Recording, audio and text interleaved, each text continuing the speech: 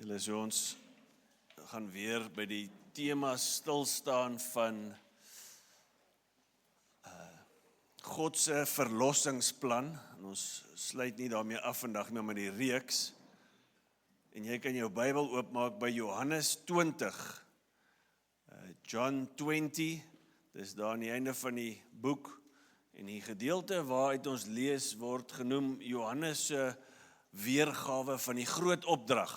Wat jy lees in Matteus 28, Lukas het 'n weergawe, Markus het 'n weergawe.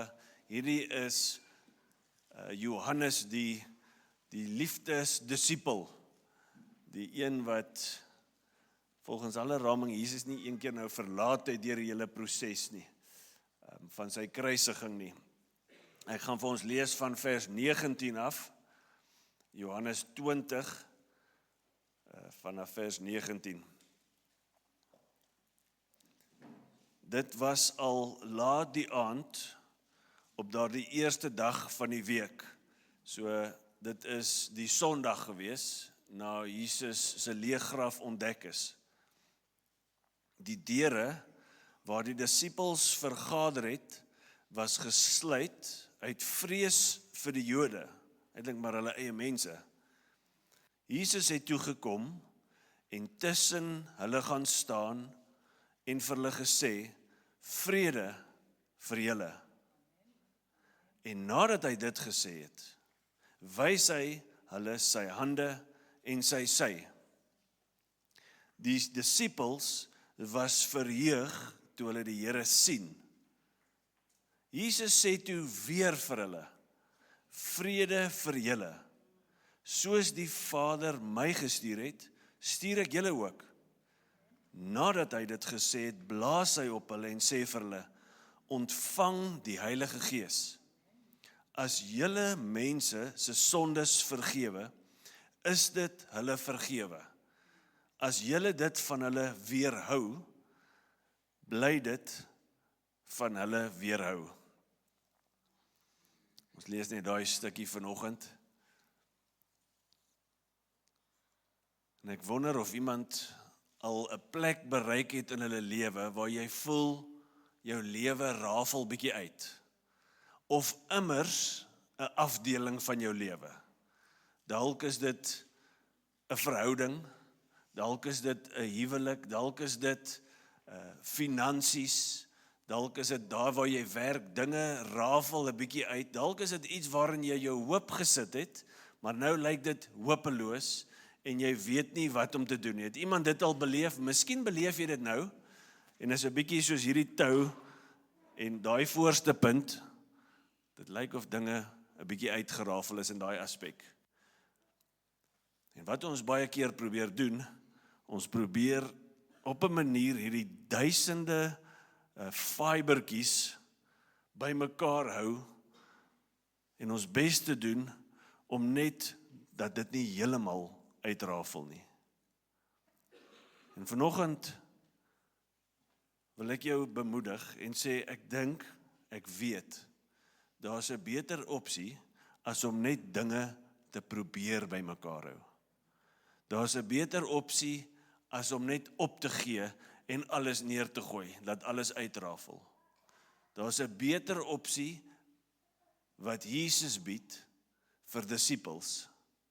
En net vir disippels, want selfs disippels, volgers van Jesus, jonk en oud, kan hierdie plek bereik in hulle lewens, waar dit vir jou voel, iets rafel uit, of my hele lewe rafel uit. En ek dink dis wat Jesus wil doen vanoggend, en ek dink dis wat hy vir sy disippels hier gebid het, toe hy in daai kamer ingekom het. Die tema vanoggend is, God se geskenk van heelheid, God's gift of wholeness, in plaas van en teenoorgestelde van hierdie. As jy daai eerste vers lees, en jy kan so saam met my in jou Bybel volg, staan nou, dit was al laat die aand, op daardie eerste dag van die week, die deure was gesluit, daar waar hulle vergader het, uit vrees vir die Jode. Ek wil vir jou scene 1 van hierdie storie probeer skets. Wie is in daai kamer? Ten minste 10 disippels. Judas is dood. Thomas is nie daar nie, ons weet nie waar hy is nie, maar ons weet hy is nie daar nie. Dalk is daar nog ander volgers van Jesus ook in daai kamer, maar daar is ten minste hierdie 10 disippels in hierdie kamer. En hulle is daar vir 2 redes. Die een is, hulle het 'n vergadering. So daar's 'n nuance, daar's 'n gevoel van 'n geestelike byeenkoms. Almal wat in daai kamer is, het geskiedenis met Jesus. Almal het geskiedenis met Jesus. Van hulle het hom al gesien. As jy jou Bybel mooi lees, is hierdie na raming die 5de keer wat Jesus verskyn. Voor ons in hierdie scene ingaan, is dit die 5de keer wat hy gaan verskyn. Nommer 1, Maria Magdalena, die ander vrouens, 1 Korintiërs 15:5 praat van, en toe het hy aan Petrus verskyn, hy's weggesteek daar in jou Bybel, maar daar is hy, en dan het hy aan 2 disippels in Lukas 24 op die pad van Emmaus verskyn, en dan hierdie ene. Dis nie dat hierdie ouens nie genoeg evidence het nie. Wat die mens hart kort, is nie nog evidence van Jesus wat leef nie. Die evidence is overwhelming. Die leë graf is daar. Imagine gou vir 'n oomblik, die skrif sê, die kopdoek was opgevou. Het jy al daai probeer inpicture? As jy in daai graf kon wees toe Jesus opstaan.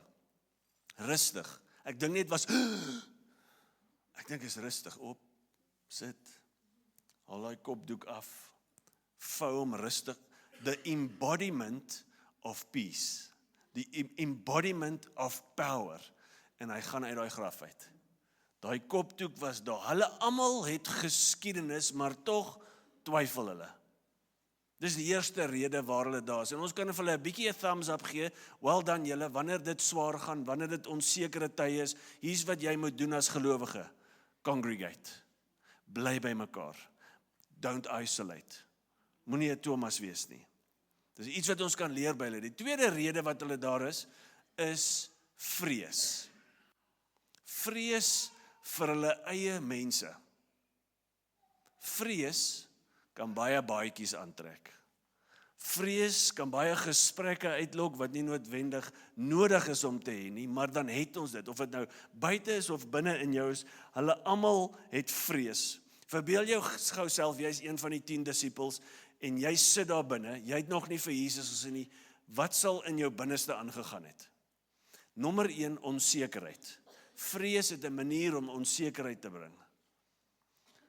Onseker, want as hulle dit aan die koning van konings kon doen het, imagine dit was jy het gesien hoe maak hulle vir God dood, die brutale manier. As hulle dit aan hom gedoen het, man, wat sal hulle nie aan? Imagine daai onsekerheid van wat lê buite daai deure wat gesluit is. Vrees vir jou eie mense. Een van die ouens kon daar dalk opgestaan het en sê, ouens, ek het hom gesien. Een van die ander ouens kon gesê het, well, good for you. Ek weet Jesus is waar. Maar hier is die vraag, waar is hy nou? Het jy al so gevoel in jou lewe? Dat daar oomblikke en situasies kom wat jy daai vraag vra, ek weet, dis nie dat ek nie glo nie, maar waar is sy hand in hierdie situasie? Die onsekerheid van dit, ek dink, dis wat hulle beleef het daar binne. Dan kry jy ou soos Johannes, wat baie publiek verbind was aan Jesus. Baie publiek. Dit moes 'n sekere vrees in sy hart gebring het, want julle ander ouens, julle ander 9, julle kan dalk nog wegkom. Julle was publiek, maar dit was nie, miskien vergeet hulle van julle. Ek was die heeltyd by hom. Man, en hierdie verbintenis, wat jy publiek gemaak het met Jesus, het 'n manier om sommer vrees te bring in die hart, as jy nie die koste bereken het van, hey, dit gaan iets kos nie. Johannes kon gesê het, man, julle gaan dalk kan wegkom, maar ek was publiek met hierdie hele ding. En vir daai einste rede, is dit baie keer van ons, wat nie ons verbintenis met Jesus publiek wil maak nie, want ons weet dit het 'n koste daar buite. Dan kry jy die vingerwys en twis. Die duiwel wat wil inkom, hoorie, Chom, as jy net nie daai belangrike ou, Caiaphas se dienaar, se oor afgechop het nie, Dalton, as jy net nie altyd so voor op die wa, so let's go guys, let's go getter, as jy net nie dit gedoen het nie, kon ons dalk hierdie hele ding omseil het. Wel, ten minste het ek iets gedoen, ouens. Julle het almal net daar agter, imagine die vingerwys daar binne. As daar iets fout gaan, het jy altyd die manier om skuld te probeer gee. Die duiwelse manier om vrees te gebruik, om verhoudings binne in 'n kerk te breek. Imagine vir ou Petrus, ouens, gepraat van vingerwys, ek is die een wat 'n ou se oor afgechop het. Sekerlik is hierdie saak oorgegee aan die Romeine. Sekerlik is daar al 'n klag gelê by hulle, 'n kriminele klag. Ek is onseker wat gaan gebeur as ons daai deure oopsluit. En by the way, ek het 3 keer gemaak asof ek Jesus nie ken nie, en ek het vir hom gesê ek sal dit nie doen nie. Ek het dit gesê ek sal dit nie doen nie, toe maak ek daai fout. Man, Jesus is seker so kwaad vir my. Hy wil niks met, ek het 'n fout gemaak in die verlede. En daai fout laat my toesluit agter deure. Daai fout maak dat ek isoleer. Kan jy gou die prentjie insien van die kerk is agter geslote deure? Imagine, die kerk wat moet uitgaan, Jesus se ouens wat soos ouens gaan red die wêreld, agter geslote deure. Al hierdie goed het 'n manier om ons te isoleer en weg te hou van wat Jesus in ons wil doen en deur ons wil doen. Hy wil ons seën om 'n seën te wees, maar vrees het 'n manier om daai deur te sluit. Dalk was dit bloot hartseer en trauma, want hulle het gesien hoe hulle God doodgemaak is, hoe hulle rabbi, hulle meester, die een waarvoor hulle lief is. Wat 'n prentjie, 'n hartseer prentjie in my hart, as mens dink, 'n kerk kan agter geslote deure wees. 'n Kerk kan homself isoleer as gevolg van vrees. Is dit nie dalk maklik om jouself in daai scene in te druk nie? In die scene 1 van 'n kerk agter geslote deure nie. Is dit dalk nie moontlik om jouself in daai kamer te vind nie? Van ons sit in daai kamer. Jy is onseker wat 2026 se tweede helfte inhou. Of jy nou 'n jong kind is dalk, wat later na hierna luister, en jy sê, ek weet nie of mamma en pappa gaan skei nie. Ek weet nie wat hier aangaan nie. Waar gaan, of jy 'n ouer is wat sê, ek weet nie waarvan die finansies vandaan kom volgende maand nie. Ek weet nie hoe gaan ek hierdie kar regmaak nie, ek weet nie hoe die ding, onsekerheid, en daar's 'n vrees in jou hart. Van ons sit in daai kamer, 2000 jaar later. Dalk is jy soos Johannes, wat besef, ek weet Jesus leef, ek was al naby hom, maar waar is hy nou? Nou voel hy ver. Ek wonder waar hy is. Dalk is jy soos al daai ouens daar, wat Jesus 'n bietjie verloon het, wat gesketter het. Jy sit dalk daar en jy het in jou geloof, in jou verhouding met die Here, gebackslide. Jy was al naby hom, maar nou is daar 'n muur tussen jou en hom. Dalk is jy soos Petrus, wat foute gemaak het in jou verlede. En hier is wat in jou kop aangaan. Ek hoop nie Jesus kom in hierdie kamer in nie. Want sekerlik gaan daar 'n sterk rebuke, 'n uithaal sessie, 'n seermaak, 'n pak slaaf wees, as gevolg van vorige foute in my lewe. En ek was nogal confident dat ek dit nie sal weer doen nie. Maar dit het weer gebeur. Of dit nou oorgee aan drank is, of dit 'n pornografie is, of dit ek eer nie my ouers nie, wat dit ook al is, hier's ek weer. En jy sê vir jouself, hierdie keer was te groot. Die Here kan niks rondom dit doen nie. En daai veroordeling van vorige foute hang oor jou kop.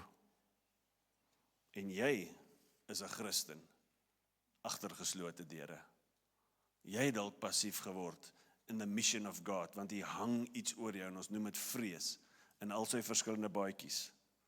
Ek wil jou terugvat, jy kan aangaan. Nog, net daar, skies een terug. Net teruggaan en hierdie vraag vir jou vra. Die feit dat Jesus nie in daai kamer was nie, beteken nie Jesus weet nie wat in daai kamer aangaan nie. Die feit dat jy nie vir Jesus sien nie, beteken nie hy sien nie vir jou nie. Hy weet alles wat in daai kamer aangegaan het. Elke vrees, elke vingerwys, elke onsekerheid, condemnation, hy weet alles. En hier's wat my verstand te bowe gaan. Hy betree daai kamer. Ongeag van wat hy weet. Hy sien alles en hy betree daai kamer. Jy geweet die woordjie vrees. Ek lees dit net vir jou. In die Grieks is phobos. Phobos. It means to flee or to withdraw. Het jy al gesien hoe withdraw van julle van spinnekoppe? Dis wat gebeur. It meant withdrawal, fleeing because feeling inadequate. A feeling of insufficient resources. Dis die prentjie wat ons sien van hierdie ouens. Vrees is gelyk aan withdrawal. Dit laat ons terugtrek. En hier kom God in, wys vir ons scene 2. Jesus het toe gekom, tussen hulle gaan staan, let gou mooi op, lees die skrif fyn, tussen hulle gaan staan, vir hulle gesê, vrede vir julle, nadat hy dit gesê het, wys hy vir hulle sy hande en sy sy, die disippels was verheug toe hulle die Here sien. Vrees na verheug. Die samekoms van die gelowiges is nie bedoel om 'n vreesagtige bedryf te wees nie. Dit is 'n verheug, dit is 'n joyful, want Jesus het opgestaan. En Jesus restore dit in daai oomblik. Jesus se eerste aksie is, hy kom in hierdie geslote kamer in. Ek weet ons almal wil glo hy het deur 'n muur gegaan, die skrif sê dit nie. Bonatuurlik het hy ingekom. Dalk was dit soos toe Paulus hulle in die tronk was en Silas en daar's 'n bonatuurlik sluit hy die deur oop. Maar die deur was gesluit en nou staan hy hier binne en Lukas sê vir ons, hulle dink dis 'n spook. Jesus betree hierdie area van vrees. En let op die eerste ding wat hy doen. Wat is die eerste ding wat hy doen? Hy gaan staan, hou hom net daar, hy gaan staan. Hy gaan staan tussen hulle, sê die Afrikaans. Die Griekse woord beteken in die middel van hulle. Sien jy die prentjie? Sien 2 vrees, sien 1 vrees, sien 2. Jesus kom in en hy gaan staan tussen hierdie ouens, in die middel. En as Jesus dit doen en die Heilige Gees wys vir Johannes, skryf hierdie neer, dan is dit baie spesifiek. Dis nie net toevallig nie. Want Jesus neem sy regmatige plek in geskiedenis weer in daar. Jesus in die middel van geskiedenis. Alles is rondom hom. Alles wat bestaan is deur hom en vir hom gemaak. Jesus betree weer daai plek. Dis in geskiedenis, maar ook, dit is hoe dit hoort in die kerk. Jesus in die middel, daar sien jy dit. Christ-centeredness, daar staan dit. Dis waaroor dit gaan. Die kerk se lewe, se aktiwiteite moet gesentreer wees rondom wie Jesus is. Nog 'n stap verder, Jesus in die middel van jou hart. Heerskappy. As Jesus nie daai posisie inneem nie, is ons lewens 'n bietjie ontrafel klaar. Die verwoesting het begin. Dit is reeds aan die gang. There's a certain disjointedness, a brokenness, as Jesus nie in die middel is nie. Let op, nie Jesus aan die kant nie. Nie ek weet hy lewe nie. Dis Jesus in die middel. My hele lewe gebou rondom wie hy is. My finansies, my kalender, my sondagoggend, my sondagmiddag, my maandagoggend, alles, my opstaan en gaan slaap, Jesus in die middel. Sien 2, imagine hoe die atmosfeer verander het, toe Jesus daar intree, nadat hulle klaar geskrik het. Dis die eerste ding wat hy doen. Laat my dink aan daai liedjie, Jesus at the center of it all. Ken julle hom? Israel, wie ook al, ek kan nooit sy van uitspreek nie. Wat is die tweede ding wat Jesus doen?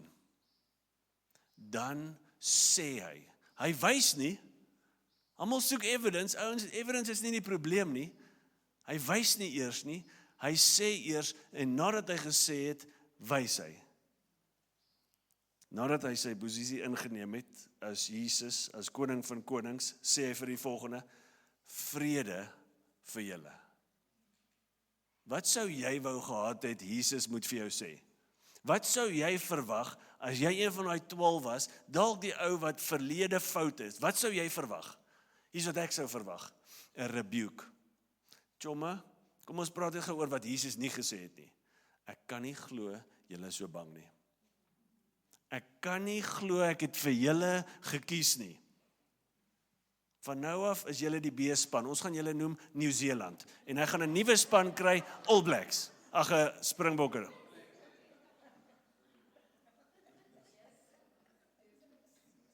Ek kan nie glo, ek het julle gekies nie. Ek kan nie glo, jy het weer daai fout gemaak nie. Jy het beloof op jou knieë, jy sal dit nie weer doen nie. Wraggies waar jy dit gedoen, kry vir jou. Wees maar bang. By the way, hulle kom vir jou. Jesus sê niks van dit. Daar's nie 'n rebuke in daai oomblik nie.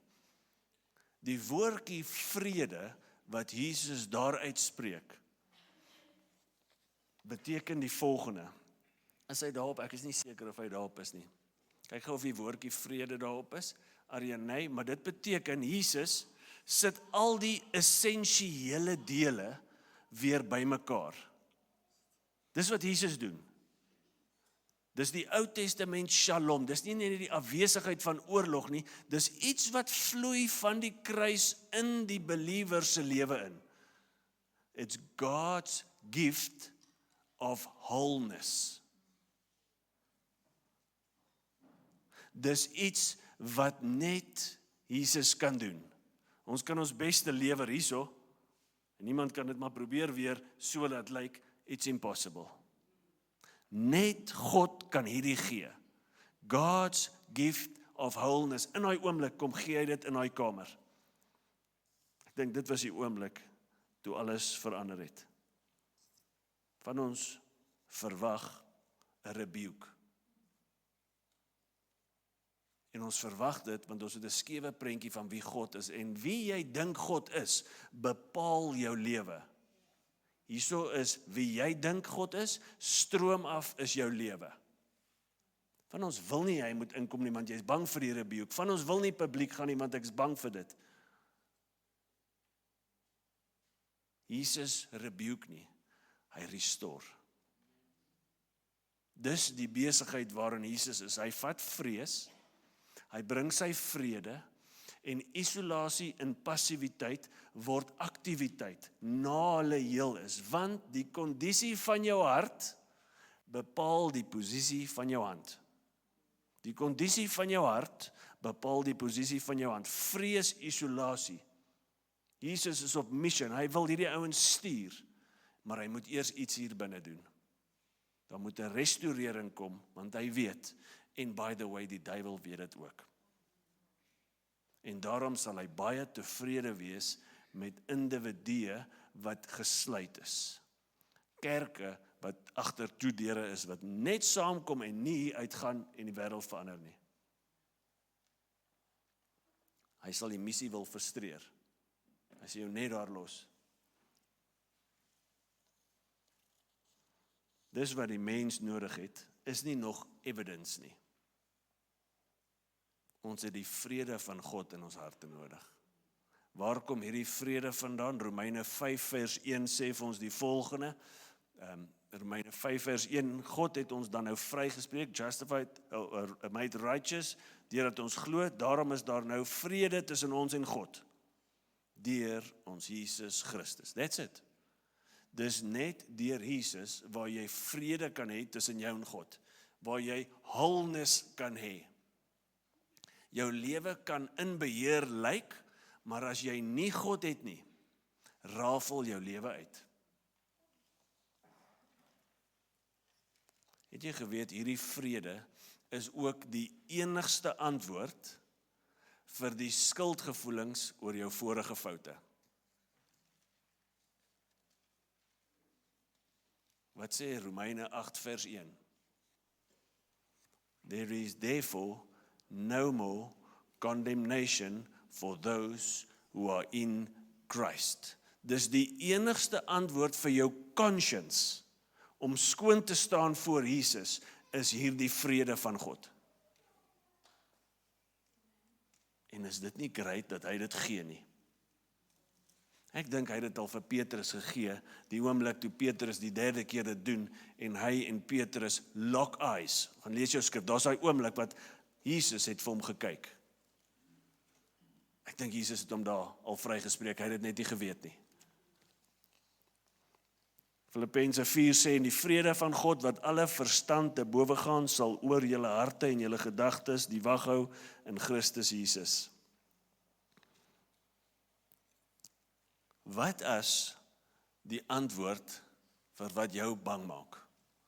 Die antwoord vir hierdie disjointedness, die storms in die lewe. Wat is die antwoord vir dit? Is nie die wegvat van die storm nie, maar 'n sekere vrede wat jou immuun maak teen die storms daar buite.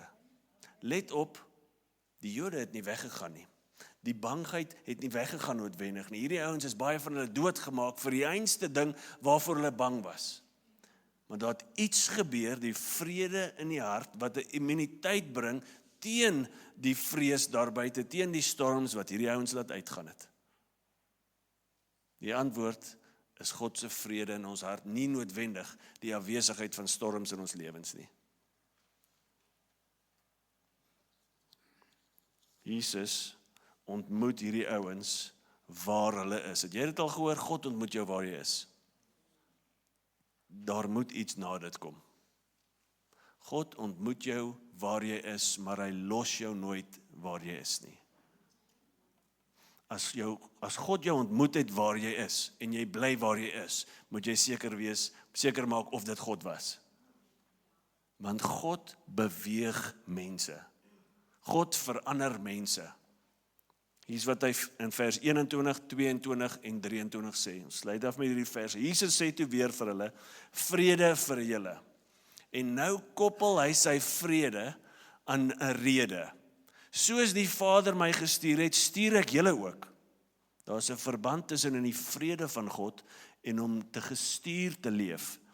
Nadat hy dit gesê het, blaas hy op hulle en sê vir hulle, ontvang die Heilige Gees, 'n voorsmaakie van wat 50 dae omtrent daarna sou gebeur het, na Jesus 40 dae op aarde was, opgevaar hemel toe, 10 dae nader in die bokkamer, 'n voorsmaakie van dit. As julle mense se sondes vergewe, is dit hulle vergewe. As julle dit van hulle weerhou, bly dit van hulle weerhou. God se vrede, hoor dit, is nie net Christene se inheritance nie, se erfenis nie. Dis nie net dit nie. Dit is ook ons roeping. God se vrede, almal het nie gehoor nie. God se vrede is nie net jou erfenis nie. It's not just your inheritance. It is your calling. It's the calling of the church. Jesus sê, vrede vir julle, ek blaas die Heilige Gees en ek stuur julle soos die Vader my gestuur het. It's a calling. In daai oomblik, na restaurering, is daar 'n commissioning. Hierdie vrede, julle 10 ouens, ons klein gemeentetjie vandag, as ons hierdie vrede het, hier's wat jy met dit moet doen. Ontvang dit en gaan met dit. become an ambassador of peace. Dit is 'n roeping wat ons het, om in die plekke in te gaan waarvoor jy dalk bietjie bang is. Die plekke waar daar nie vrede is nie. Die plekke waar dinge uitrafel in van jou vriende se lewens. Gaan daarheen met hierdie vrede, want die antwoord is nie, hoe kan ons net alles by mekaar hou nie, die antwoord is, God's gift of wholeness. En hy sê, as jy nie gaan nie, hier's wat jy doen, jy weerhou vergifnis van daai mense. That's serious. Dis nie dat die kerk sonde vergewe nie, maar die boodskap wat ons bring, wys na die een wat vergewe. En as ons nie gaan nie, weerhou ons vergifnis, ons stuur mense hel toe. That's crazy. Maar as die vrede van God in jou hart is, dan sal dit nie net jou hart verander nie, maar jou hand beweeg. En jy sal gaan, daar waar die Here jou gestuur het. Bekragtig met die Heilige Gees, en hierdie 10 ouens, en Thomas het ek dink 8 dae daarna, of 7 daarna, het hy sy kans gehad. En toe is Matthias gekies, 12 ouens, het die wêreld verander. Met hierdie vrede van God in hulle harte. En dis waarvoor hierdie gemeente geroep is. Dis waarvoor jy geroep is. Staan daar iets tussen jou en God? En as ek dit vra ek, kyk na jou lewe. Is jy besig om te gaan, of is jy agter geslote deure? En as jy agter geslote deure is, die Here wil nou iets in jou hart doen. Kom ek bid vir dit.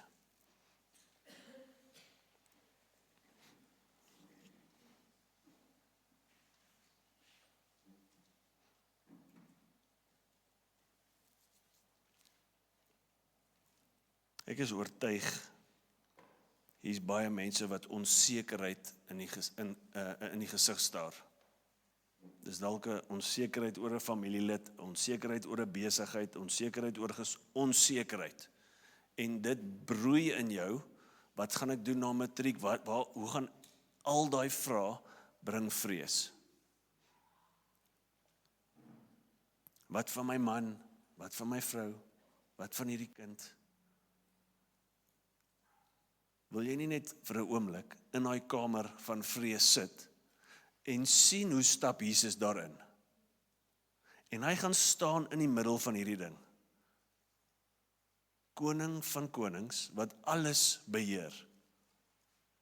Hy kyk jou in die oë en hy sê, hou aan bid, ek het dit. En hy sê, shalom, vrede. Ek wil vir jou the gift of wholeness gee. Van ons sit hier, jy het foute in jou verlede gemaak, dalk was dit voor jy getrou is, maar jy het nog nooit met dit gedeel nie. Foute gaan nie net weg nie. Dit hang soos 'n swaard oor jou, as die vrede van God nie daarmee deel nie. Jy sal weet dis jy, want jy gaan 'n skuldgevoel steeds hê oor dit. Die antwoord vir dit is die vrede van God. Sien jouself weer daar. Sien Jesus inkom. Sien Jesus kyk na jou. Hy rebuke jou nie. Hy restoreer jou. Van ons het gebackslide. Jy was al naby Jesus, maar man, dis nie dat ek nie weet hy's waar nie. Ek weet dit, maar waar is hy nou? Ek het gedryf. Het jy geloof dat Jesus in dit sal instap en jou restoreer? Deur net bloot sê, Here, ek's jammer. Sal u vrede deur die Gees in my inblaas. Ek wil naby u wees weer. Ek wil u weer sien en hoor soos ek dit gedoen het aan die begin.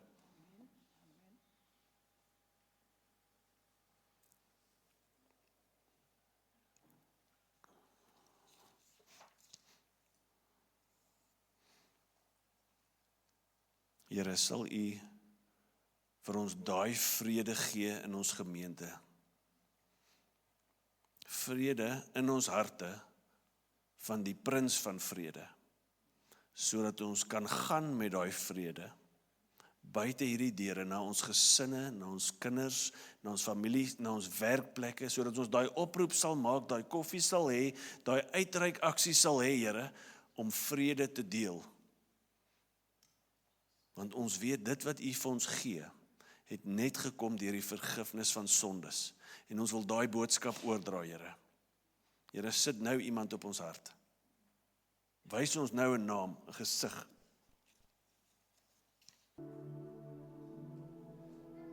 Nou, Here, dankie dat ons na U kan kyk vir ons vrede. Here, die feit dat daar vrede tussen ons en U kan wees, beteken dat U ons sondeskuld weggevat het, maar het vir ons iets anders ook gegee. The righteousness of God. Jesus se perfekte lewe word aan ons toegereken. It's accredited to us, en dit gaan ons verstand te bowe, Here. Here, mag ons ook vrede hê van die idee dat ons hoef nie te werk vir hierdie perfeksie nie. Ons hoef nie te werk vir U goedkeuring nie. U gee dit. Ons kan dit ontvang. Here, so mag die vrede diep in ons siele settle in die tweede helfte van hierdie jaar. Mag ons verstand gewaak word deur hierdie vrede. Mag ons wakker wees teen enigiets wat hierdie vrede wil steel by ons. Here, mag ons vrede hê ten spyte van storms. Soos jy daar sit, sluit ek af, ontvang die vrede van Jesus. 'n Geskenk van God, wat gekoop is aan die kruis, en bewerk word deur die Heilige Gees. Gaan nie net in sy vrede nie, maar met sy vrede, as 'n rede vir jou lewe. Wees 'n ambassadeur van sy vrede.